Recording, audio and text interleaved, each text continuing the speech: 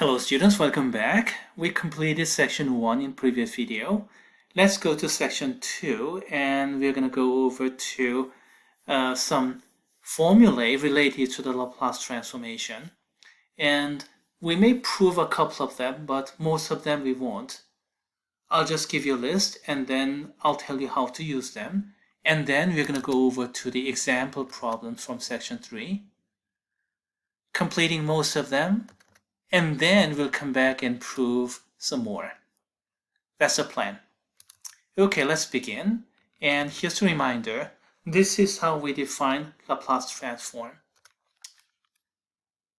through this improper integral. So whatever function I have here,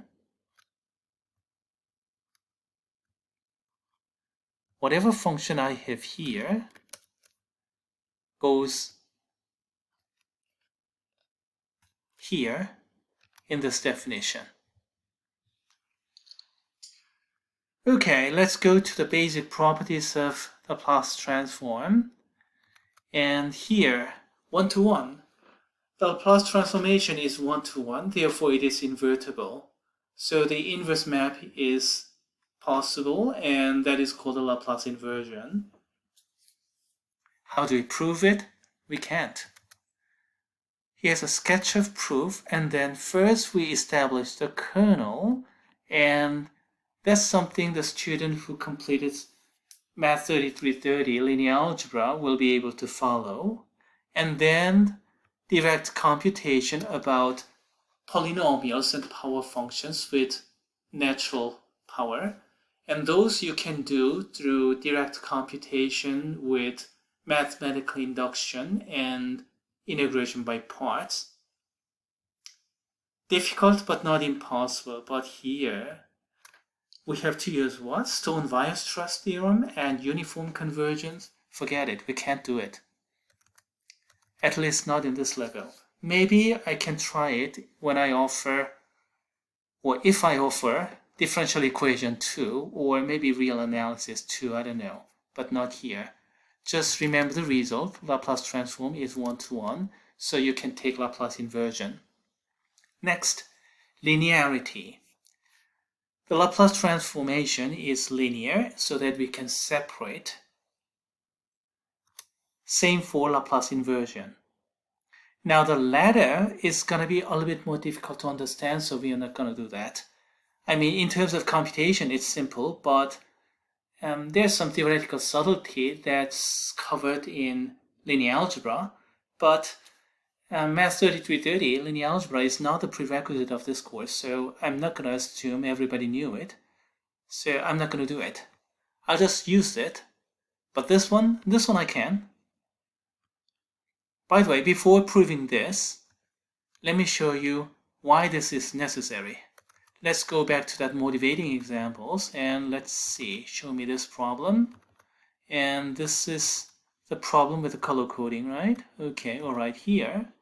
And then what did he do? We applied the Laplace transformation term by term. Red, red, blue, blue, black, black, green, green. We applied it term by term. That's because the Laplace transformation is linear, as we have over here.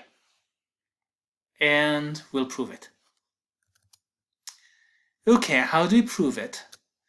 This looks a bit intimidating, so let me rewrite this thing in slightly better expression.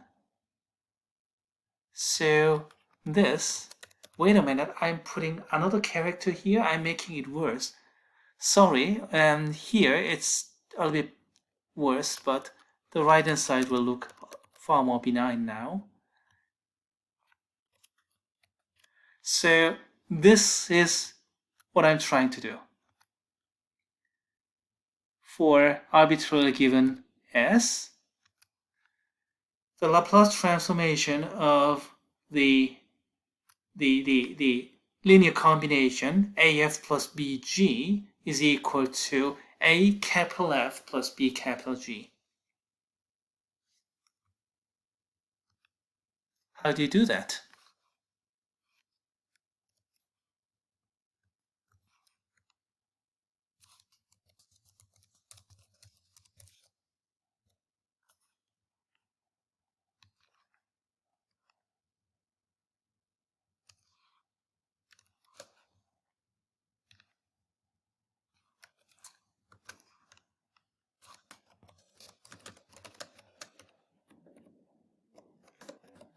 We begin with the left-hand side and apply the definition.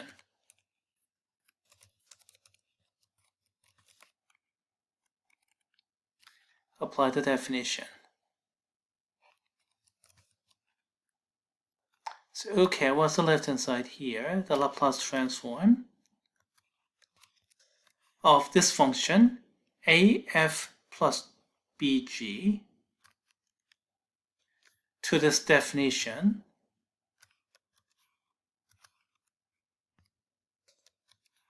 That means this part, which I'm highlighting in blue, will have to go here.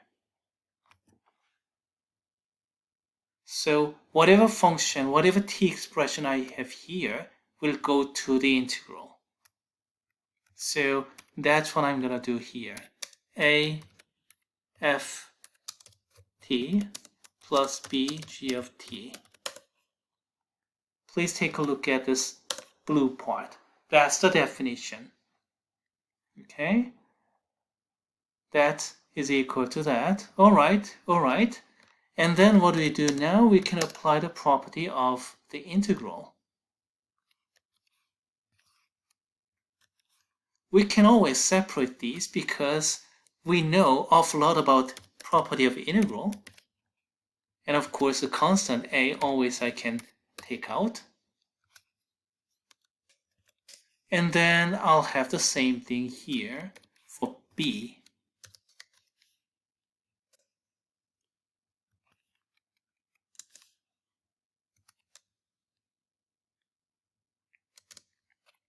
Okay, all right.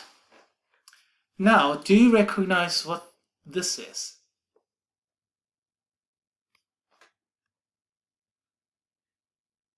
Do you see it somewhere up there?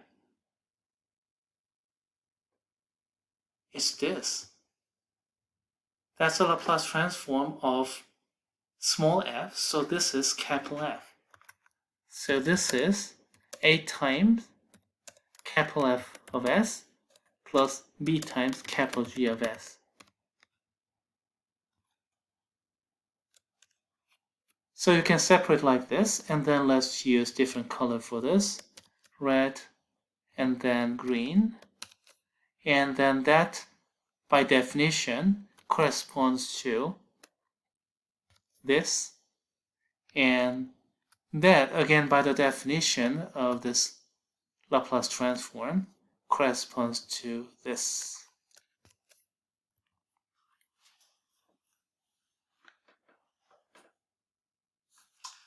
Okay, we proved the statement that we wanted, so I don't need this. It's redundant. We begin with the left-hand side and we apply the definition, and in the end we got to the right-hand side.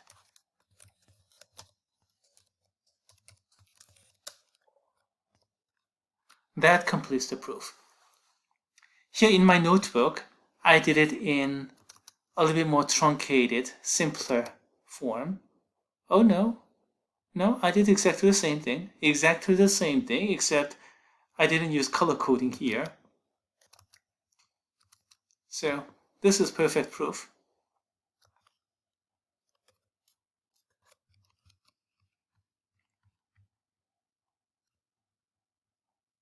So that will go well. Now, as for the second statement here, technically it's almost equally as simple, but we have to consider the inverse map and stuff, so it's a bit difficult to understand. I'll spend less than a minute breezing through this, and fair warning, if you're not really into this, or if you haven't taken linear algebra, then just skip ahead. Here's the proof for the second statement. So just like we did in linear algebra, when you have to prove an inverse map is always linear when the forward map is linear and inverse exist, we use the linearity of the original function. So name f and g as the inverse transform, the Laplace inversion of capital F and G, and equivalent to capital F and capital G are Laplace transforms of lowercase f and g, just naming, and then use the linearity of the forward application like this. We already established in the previous part. So A capital F, B capital G is equal to Laplace transform of AF plus BG, which I just proved. Therefore, this AF plus BG is Laplace inversion of A capital F plus BG, capital G. We want to get this linearity with respect to inversion, so we need to rewrite those in terms of inversion. And then put those together, we have it here. Laplace inversion of this linear combination equals AF plus BG. And then by definition, what is F? And what is G? And that completes the proof. Now, if you haven't taken linear algebra or not too much into the proofs, then probably you didn't enjoy it. That's okay. As long as you can use this, it's going to be okay. Okay, next. Input derivative rules. Okay, all right. We'll prove some of them. So, the Laplace transform of the derivative.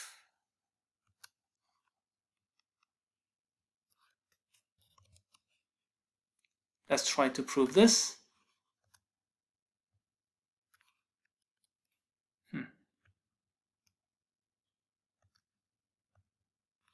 Somehow I'm not getting these copy and pasting nicely.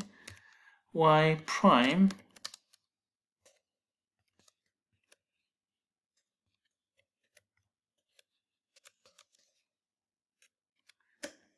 that's what you want to prove. Okay, all right.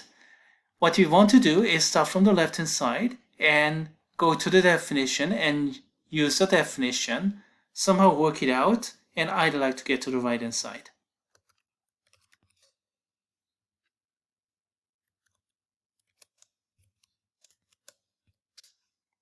So here's the definition of the Laplace transform. Whatever I have here is repeated there. That's the idea. Let me highlight this in blue. Then this is that, except that instead of y, I have y prime here. If this is y, y goes here. If this is something else like g, g goes here. If it's y prime, then y prime goes here. That's the idea. And then we're going to use the integration by part.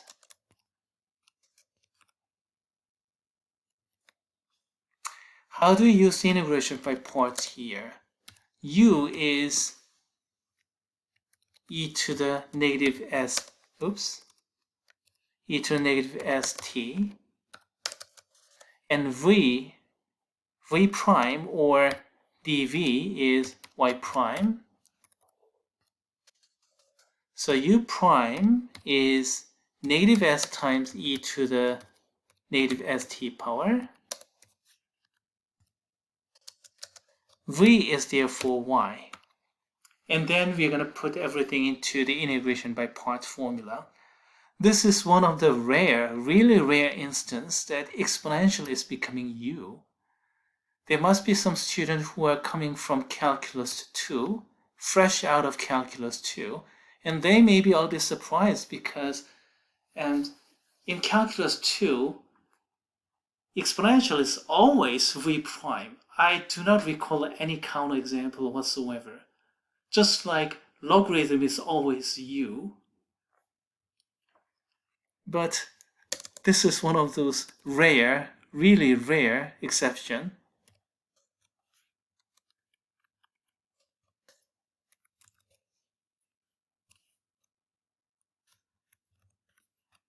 Okay, that's the way integration by parts formula works, right? uv minus u prime v. So this is uv prime.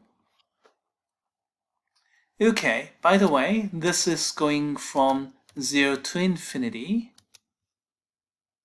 And then that too, of course, is going from 0 to infinity. 0 to infinity.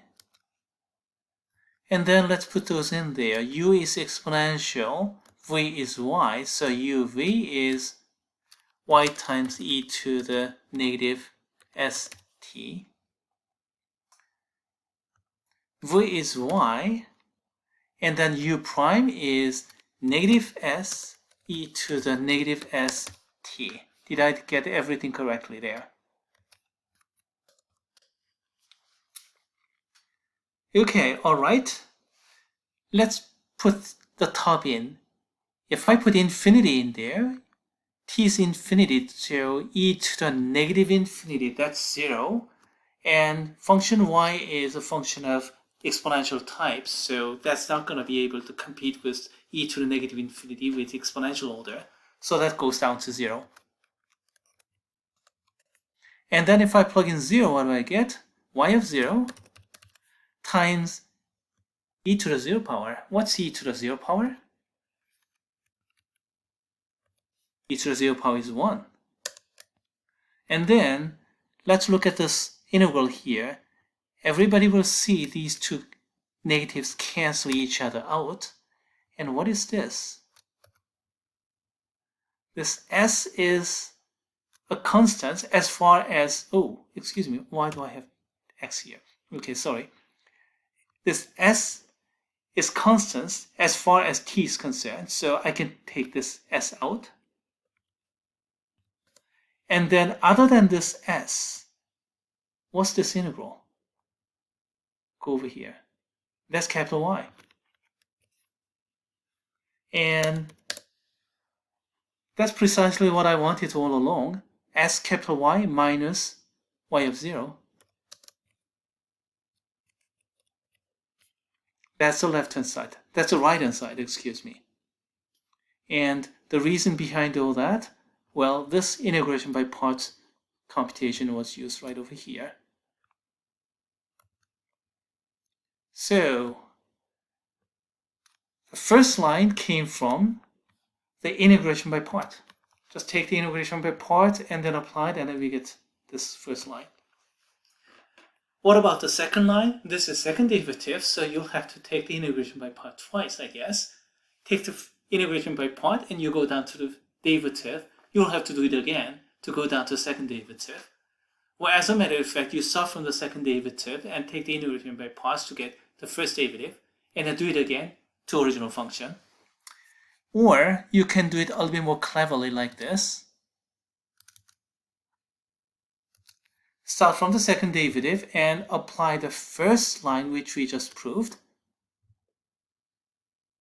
and derivative back to the original. So instead of capital Y, we have this. So derivative to original became second derivative to first derivative. And this one is right over here, as we proved again at first line. And simplify, we get what we want. So you don't really have to go through the integration by parts again. We can just do this recursively and repeat. We get what we want. Some other rules are here: translation, dilation, output derivative. We don't use those very much, but they are there.